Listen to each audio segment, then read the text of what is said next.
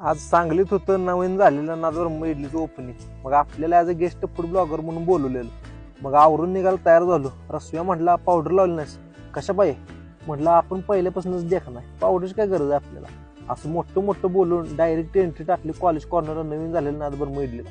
Opening होतं त्यामुळे लोकांची ढिगभर गर्दी झाली. पहिल्या लाईनला जाऊन बसलो. इथं मनोरंजनाचा कार्यक्रम चालू होता. मोठे मोठे मान्यवर पण आलते इथे. मग त्यात सत्कार समारंभ झाला. त्यात आपला पण एक छोटासा सत्कार घेतला. बरं वाटतंय जरा. मग नादब्रह्म इडलीचे डायरेक्टर कृष्णा निळवंशी यांची भेट झाली. मराठी माणसानं कसा व्यवसाय करायचा याची माहिती तिने आपल्याला दिली. तिथलं आठवून आपण मारली किचनमध्ये एंट्री. हायची बाबतीत टॉपच आहे हो. तिथं गरमागरम इडली तयार करायला चालू होती. त्यात ते सांबर चटणी वा वा वा. कट्टी इडली त्यावर मस्तपैकी तूप. बटन इडली त्यावर पण तूप. वा वा वा भारीच. गर्दी लय झालेली. त्यात 30 इडली संपली. साधी नादब्रह्म इडली घेतली.